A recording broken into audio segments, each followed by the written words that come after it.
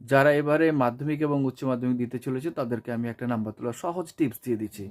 দেখো, short questions তোমাদের ঠিকঠাক করে করতে হবে, যে কোনো সাবজেক্টের ক্ষেত্রে বলছি। আমি আর্টস পড়াই মানে এই না, আর্টসের কথা বলছি না, আর সায়েন্স দুটোর কথাই বলছি।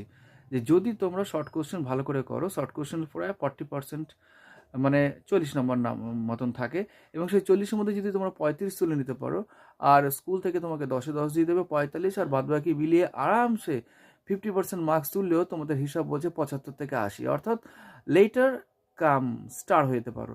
অন্যদিকে এইচএস এর ক্ষেত্রে তাই দেখা গেছে এমসিকিউ এসিকিউ মিলিয়েও ঠিক একই সিস্টেমে আমাদের টার্গেট নিতে হবে যে যে করেই হোক শর্ট কোশ্চেন্স যেগুলো থাকছে সেখানে আমাদের 35 তুলতেই হবে, আর স্কুল দিয়ে দেবে আমাকে বাদবাকি নাম্বার ফুল মার্কস। আর বড় কোশ্চেন তুমি যতই ভালো লেখো না কেন 50%-এর বেশি পাবে না তুমি। অর্থাৎ শর্ট কোশ্চেন যদি টার্গেট করো ঠিক করে তাহলেই হবে। আর এই জন্য তোমাদের মানে বই খুব ভালোভাবে পড়তে হবে, তাহলে লেটার কাম স্টার 75 to 80%।